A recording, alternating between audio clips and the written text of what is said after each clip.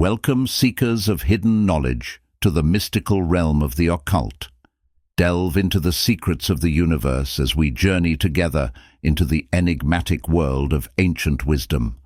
Brought to you by your guide through the shadows of enlightenment, Wisdom Rocker. Uncover the mysteries, unlock the power, and journey with us as we explore the hidden depths within the pages of forgotten scrolls and ancient texts. Prepare to embark on a journey beyond the ordinary, where wisdom transcends time and knowledge is your greatest ally. Welcome to Wisdom Rocker. Prepare to awaken your inner sage. In this video, we will be uncovering the wisdom within the chapters of Pragmatism, a new name for some old ways of thinking. Popular Lectures on Philosophy by William James 1906–1907. Lecture 8. Pragmatism and Religion. At the close of the last lecture I reminded you of the first one, in which I had opposed tough-mindedness to tender-mindedness and recommended pragmatism as their mediator. Tough-mindedness positively rejects tender-mindedness as hypothesis of an eternal perfect edition of the universe coexisting with our finite experience. On pragmatic principles we cannot reject any hypothesis if consequences useful to life flow from it. Universal conceptions, as things to take account of, may be as real for pragmatism as particular sensations are. They have indeed no meaning and no reality if they have no use. But if they have any use they have that amount of meaning. And the meaning will be true if the use squares well with life's other uses. Well, the use of the absolute is proved by the whole course of men's religious history. The eternal arms are then beneath. Remember Vivekananda's use of the Atman. It is indeed not a scientific use, for we can make no particular deductions from it. It is emotional and spiritual altogether. It is always best to discuss things by the help of concrete examples. Let me read therefore some of those verses entitled, To You, by Walt Whitman, you of course meaning the reader or hearer of the poem whosoever he or she may be. Whoever you are, now I place my hand upon you, that you be my poem. I whisper with my lips close to your ear, I have loved many women and men, but I love none better than you. Oh, I have been dilatory and dumb, I should have made my way straight to you long ago, I should have blabbed nothing but you, I should have chanted nothing but you. I will leave all, and come and make the hymns of you. None have understood you, but I understand you, none have done justice to you, you have not done justice to yourself. None but have found you imperfect, I only find no imperfection in you. Oh, I could sing such grandeurs and glories about you. You have not known what you are, you have slumbered upon yourself all your life, what you have done returns already in mockeries. But the mockeries are not you, underneath them, and within them, I see you lurk, I pursue you where none else has pursued you, silence, the desk, the flippant expression, the night, the accustomed routine, if these conceal you from others, or from yourself, they do not conceal you from me, the shaved face, the unsteady eye, the impure complexion, if these balk others, they do not balk me, the pert apparel, the deformed attitude, drunkenness, greed, premature death, all these I part aside. There is no endowment in man or woman that is not tallied in you. There is no virtue, no beauty, in man or woman, but as good is in you, no pluck, no endurance in others, but as good is in you, no pleasure waiting for others, but an equal pleasure waits for you. Whoever you are, claim your own at any hazard. These shows of the East and West are tame, compared to you, these immense meadows, these interminable rivers, you are immense and interminable as they, you are he or she who is master or mistress over them, master or mistress in your own right over nature, elements, pain, passion, dissolution. The hopples fall from your ankles, you find an unfailing sufficiency, old or young, male or female, rude, low, rejected by the rest, whatever you are promulgates itself, through birth, life, death, burial, the means are provided. Nothing is scant, through angers, losses, ambition, ignorance, ennui, what you are picks its way. Verily a fine and moving poem, in any case, but there are two ways of taking it, both useful. One is the monistic way, the mystical way of pure cosmic emotion. The glories and grandeurs, they are yours absolutely, even in the midst of your defacements. Whatever may happen to you, whatever you may appear to be, inwardly you are safe. Look back, lie back, on your true principle of being. This is the famous way of quietism, of indifferentism. Its enemies compare it to a spiritual opium. Yet pragmatism must respect this way, for it has massive historic vindication. But pragmatism sees another way to be respected also, the pluralistic way of interpreting the poem. The you so glorified, to which the hymn is sung, may mean your better possibilities phenomenally taken, or the specific redemptive effects even of your failures, upon yourself or others. It may mean your loyalty to the possibilities of others whom you admire and love so, that you are willing to accept your own poor life, for it is that glory's partner. You can at least appreciate, applaud, furnish the audience, of so brave a total world. Forget the low in yourself, then, think only of the high. Identify your life therewith, then, through angers, losses, ignorance, ennui, whatever you thus make yourself, whatever you thus most deeply are, picks its way. In either way of taking the poem, it encourages fidelity to ourselves. Both ways satisfy, both sanctify the human flux. Both paint the portrait of the you on a gold background. But the background of the first way is the static one, while in the second way it means possibles in the plural, genuine possibles, and it has all the restlessness of that conception. Noble enough is either way of reading the poem, but plainly the pluralistic way agrees with the pragmatic temper best, for it immediately suggests an infinitely larger number of the details of future experience to our mind. It sets definite activities in us at work. Although this second way seems prosaic and earthborn in comparison with the first way, yet no one can accuse it of tough-mindedness in any brutal sense of the term. Yet if, as pragmatists, you should positively set up the second way against the first way, you would very likely be misunderstood. You would be accused of denying nobler conceptions, and of being an ally of tough-mindedness in the worst sense. You remember the letter from a member of this audience from which I read some extracts at our previous meeting. Let me read you an additional extract now. It shows a vagueness in realizing the alternatives before us which I think is very widespread.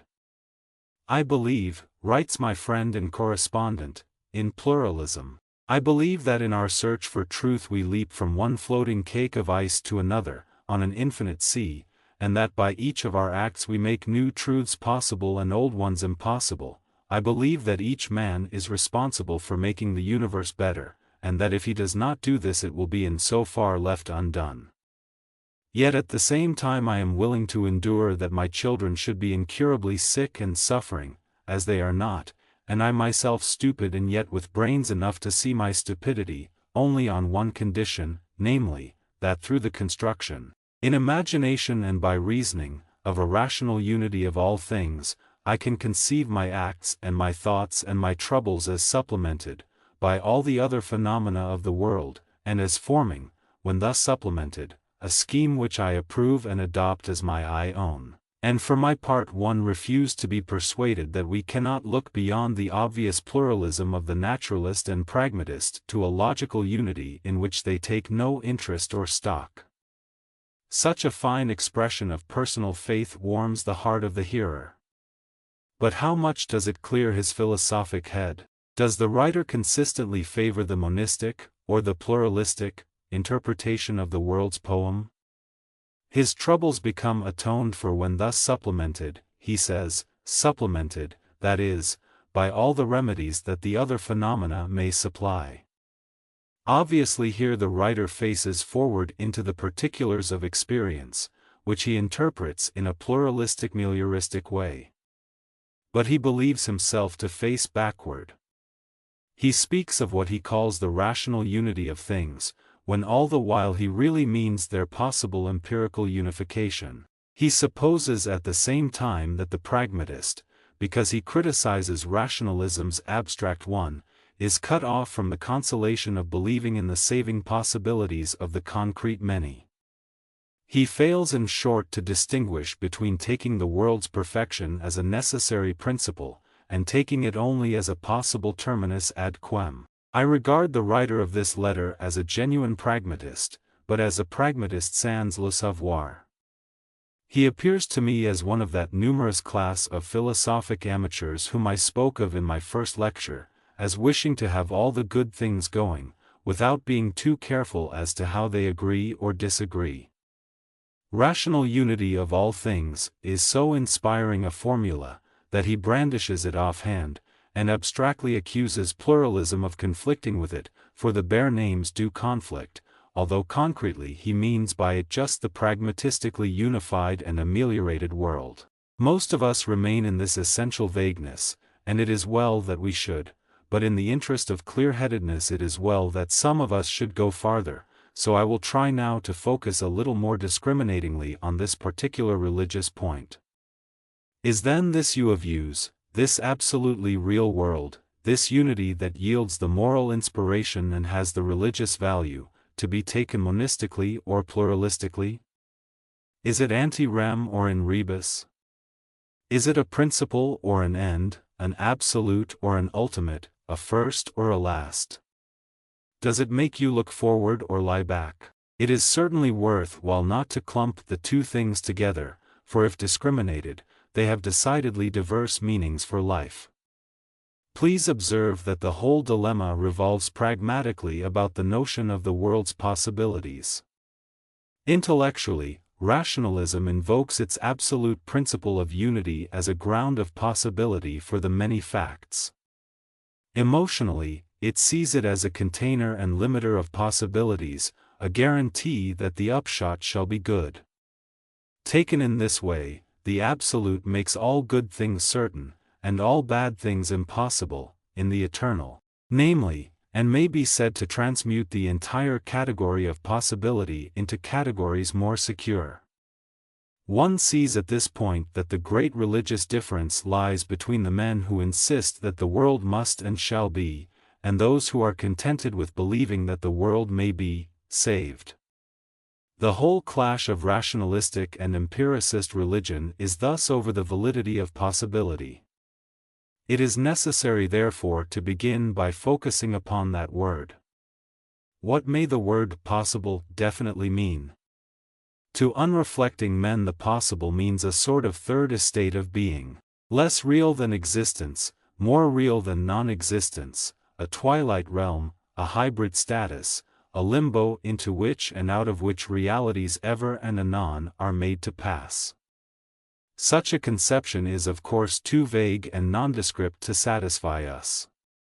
Here, as elsewhere, the only way to extract a term's meaning is to use the pragmatic method on it. When you say that a thing is possible, what difference does it make? It makes at least this difference that if anyone calls it impossible you can contradict him, if anyone calls it actual you can contradict him, and if anyone calls it necessary you can contradict him too. But these privileges of contradiction don't amount to much. When you say a thing is possible, does not that make some farther difference in terms of actual fact? It makes at least this negative difference that if the statement be true, it follows that there is nothing extant capable of preventing the possible thing. The absence of real grounds of interference may thus be said to make things not impossible, possible therefore in the bare or abstract sense. But most possibles are not bare. They are concretely grounded, or well grounded, as we say. What does this mean pragmatically? It means, not only that there are no preventive conditions present, but that some of the conditions of production of the possible thing actually are here. Thus a concretely possible chicken means, 1. That the idea of chicken contains no essential self-contradiction, 2. That no boys, skunks, or other enemies are about, and 3. That at least an actual egg exists. Possible chicken means actual egg, plus actual sitting hen, or incubator, or whatnot. As the actual conditions approach completeness, the chicken becomes a better and better grounded possibility. When the conditions are entirely complete, it ceases to be a possibility, and turns into an actual fact. Let us apply this notion to the salvation of the world. What does it pragmatically mean to say that this is possible? It means that some of the conditions of the world's deliverance do actually exist. The more of them there are existent, the fewer preventing conditions you can find, the better grounded is the salvation's possibility, the more probable does the fact of the deliverance become. So much for our preliminary look at possibility. Now it would contradict the very spirit of life to say that our minds must be indifferent and neutral in questions like that of the world's salvation. Anyone who pretends to be neutral writes himself down here as a fool and a sham. We all do wish to minimize the insecurity of the universe. We are and ought to be unhappy when we regard it as exposed to every enemy and open to every life-destroying draft. Nevertheless, there are unhappy men who think the salvation of the world impossible. Theirs is the doctrine known as pessimism. Optimism in turn would be the doctrine that thinks the world's salvation inevitable. Midway between the two there stands what may be called the doctrine of meliorism, though it has hitherto figured less as a doctrine than as an attitude in human affairs. Optimism has always been the regnant doctrine in European philosophy. Pessimism was only recently introduced by Schopenhauer and counts few systematic defenders as yet. Meliorism treats salvation as neither inevitable nor impossible. It treats it as a possibility, which becomes more and more of a probability the more numerous the actual conditions of salvation become. It is clear that pragmatism must incline towards meliorism. Some conditions of the world's salvation are actually extant, and she cannot possibly close her eyes to this fact, and should the residual conditions come, salvation would become an accomplished reality. Naturally, the terms I use here are exceedingly summary. You may interpret the word salvation in any way you like, and make it as diffuse and distributive, or as climacteric and integral a phenomenon as you please. Take, for example, any one of us in this room with the ideals which he cherishes, and is willing to live and work for. Every such ideal realized will be one moment in the world's salvation. But these particular ideals are not bare abstract possibilities. They are grounded, they are live possibilities, for we are their live champions and pledges, and if the complementary conditions come and add themselves, our ideals will become actual things. What now are the complementary conditions? They are first such a mixture of things as will in the fullness of time give us a chance, a gap that we can spring into, and, finally, our act. Does our act then create the world's salvation so far as it makes room for itself, so far as it leaps into the gap? Does it create, not the whole world's salvation of course, but just so much of this as itself covers of the world's extent? Here I take the bull by the horns, and in spite of the whole crew of rationalists and monists, of whatever brand they be, I ask why not?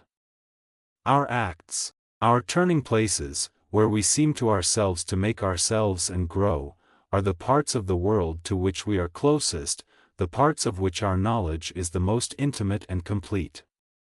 Why should we not take them at their face value? Why may they not be the actual turning places and growing places which they seem to be, of the world?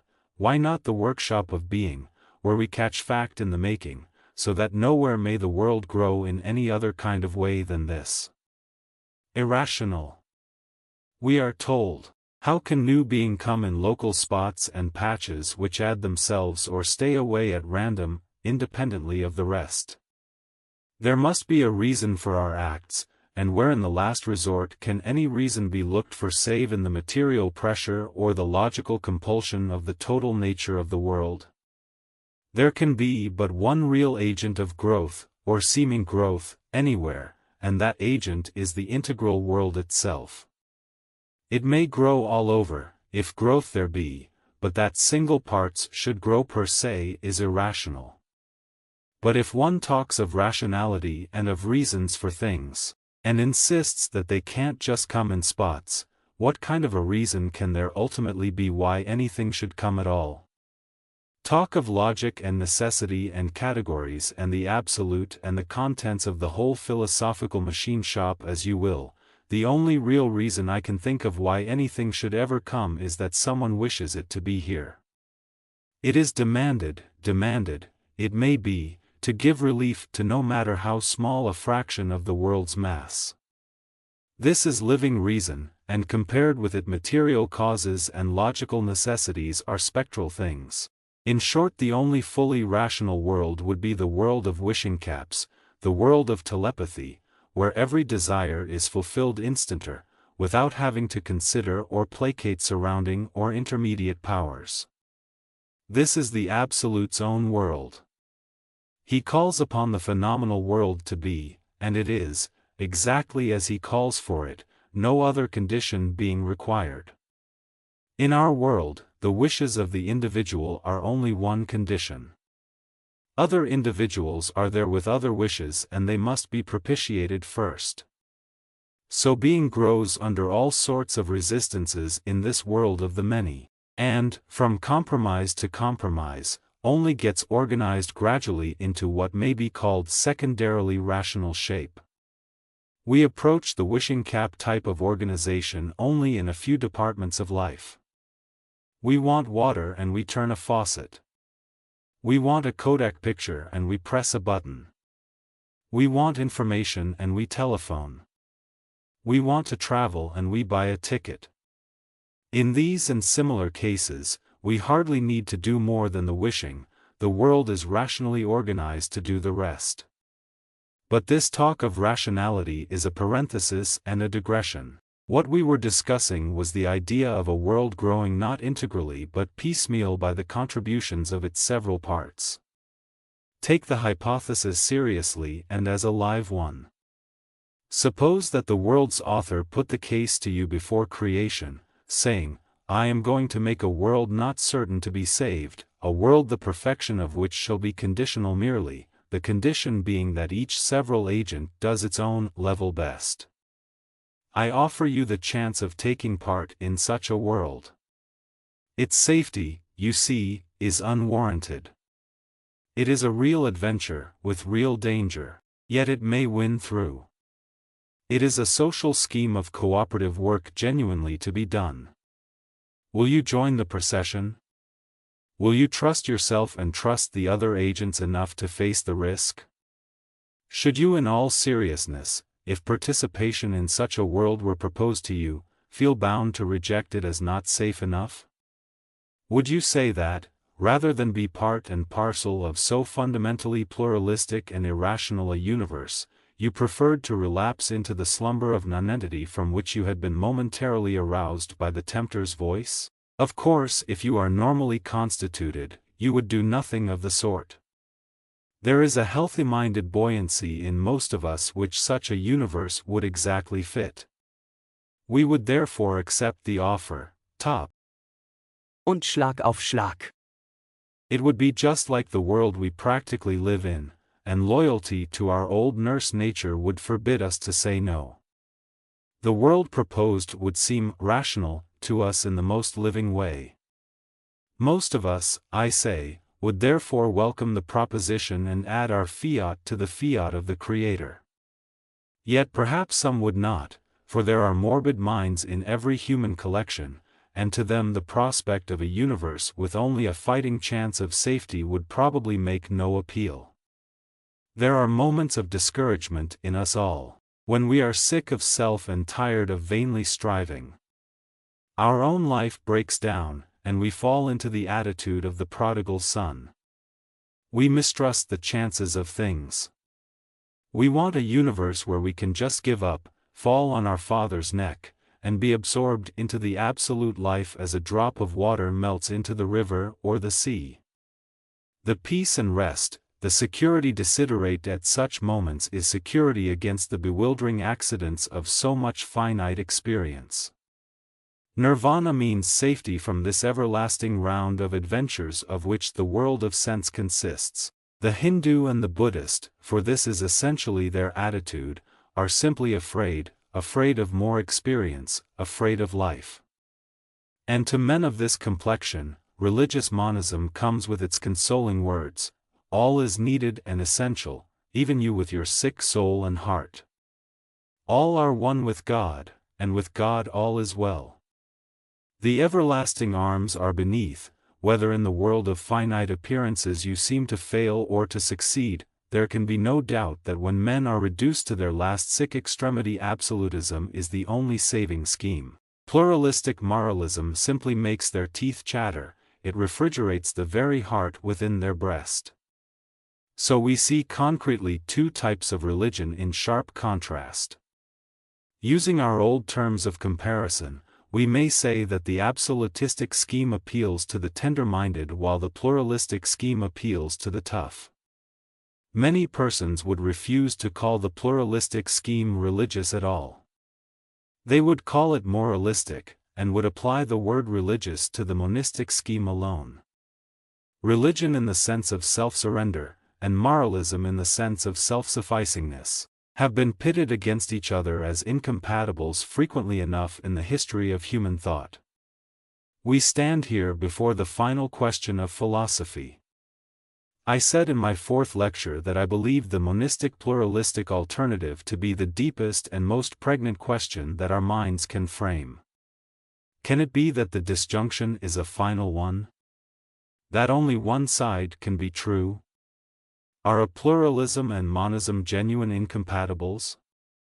So that, if the world were really pluralistically constituted, if it really existed distributively and were made up of a lot of eachs, it could only be saved piecemeal and de facto as the result of their behavior, and its epic history in no wise short-circuited by some essential oneness in which the severalness were already taken up beforehand and eternally overcome?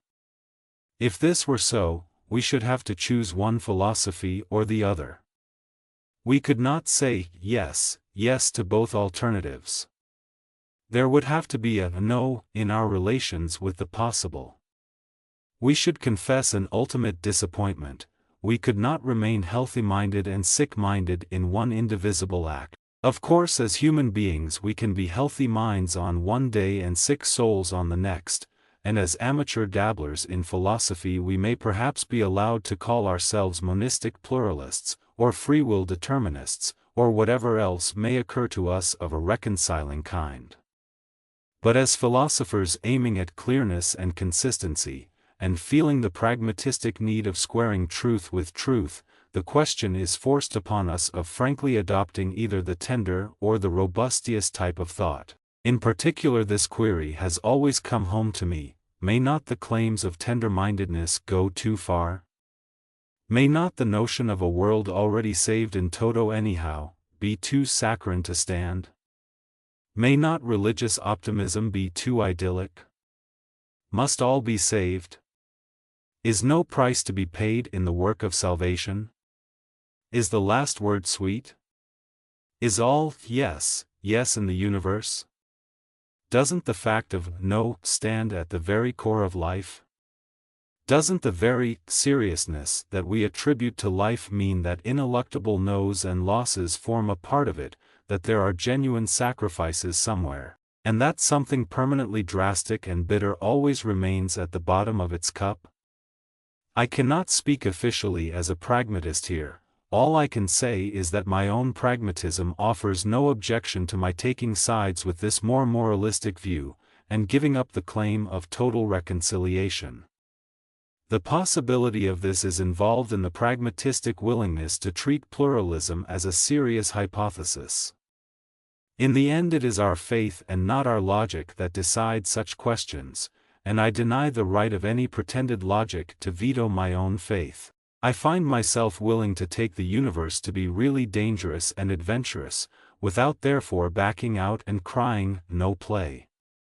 I am willing to think that the prodigal son attitude, open to us as it is in many vicissitudes, is not the right and final attitude towards the whole of life.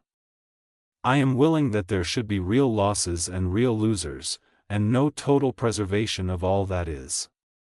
I can believe in the ideal as an ultimate, not as an origin, and as an extract, not the whole.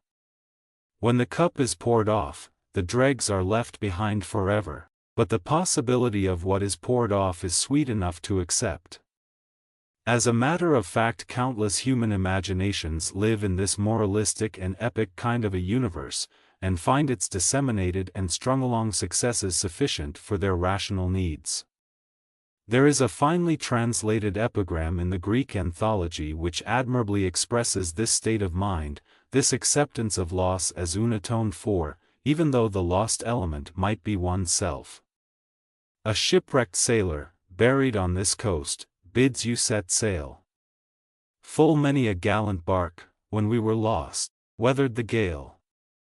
Those Puritans who answered, yes, to the question, "Are you willing to be damned for God's glory?" were in this objective and magnanimous condition of mind. The way of escape from evil on this system is not by getting it off Choban, or preserved in the whole as an element essential but overcome, it is by dropping it out altogether, throwing it overboard and getting beyond it, helping to make a universe that shall forget its very place and name. It is then perfectly possible to accept sincerely a drastic kind of a universe from which the element of seriousness is not to be expelled. Whoso does so is, it seems to me, a genuine pragmatist. He is willing to live on a scheme of uncertified possibilities which he trusts, willing to pay with his own person, if need be, for the realization of the ideals which he frames. What now actually are the other forces which he trusts to cooperate with him, in a universe of such a type? They are at least his fellow men, in the stage of being which our actual universe has reached. But are there not superhuman forces also, such as religious men of the pluralistic type we have been considering have always believed in? Their words may have sounded monistic when they said, "There is no God," but the original polytheism of mankind has only imperfectly and vaguely sublimated itself into monotheism, and monotheism itself, so far as it was religious and not a scheme of classroom instruction for the metaphysicians, has always viewed God as but one helper, primus inter pares, in the midst of all the shapers of the great world's fate. I fear that my previous lectures, confined as they have been to human and humanistic aspects, may have left the impression on many of you that pragmatism means methodically to leave the superhuman out. I have shown small respect indeed for the absolute, and I have until this moment spoken of no other superhuman hypothesis but that. But I trust that you see sufficiently that the absolute has nothing but its superhumanness in common with the theistic God. On pragmatistic principles, if the hypothesis of God works satisfactorily in the widest sense of the word, it is true. Now, whatever its residual difficulties may be, experience shows that it certainly does work, and that the problem is to build it out and determine it, so that it will combine satisfactorily with all the other working truths. I cannot start upon a whole theology at the end of this last lecture, but when I tell you that I have written a book on men's religious experience, which on the whole has been regarded as making for the reality of God, you will perhaps exempt my own pragmatism from the charge of being an atheistic system. I firmly disbelieve, myself, that our human experience is the highest form of experience extant in the universe. I believe rather that we stand in much the same relation to the whole of the universe as our canine and feline pets do to the whole of human life. They inhabit our drawing rooms and libraries. They take part in scenes of whose significance they have no inkling. They are merely tangent to curves of history, the beginnings and ends and forms of which pass wholly beyond their ken. So we are tangents to the wider life of things. But, just as many of the dogs and cats' ideals coincide with our ideals, and the dogs and cats have daily living proof of the fact, so we may well believe, on the proofs that religious experience affords, that higher powers exist and are at work to save the world on ideal lines similar to our own. You see that pragmatism can be called religious, if you allow that religion can be pluralistic or merely melioristic in type. But whether you will finally put up with that type of religion or not is a question that only you yourself can decide. Pragmatism has to postpone dogmatic answer, for we do not yet know certainly which type of religion is going to work best in the long run. The various overbeliefs of men, their several faith ventures, are in fact what are needed to bring the evidence in. You will probably make your own ventures severally. If radically tough, the hurly-burly of the sensible facts of nature will be enough for you, and you will need no religion at all.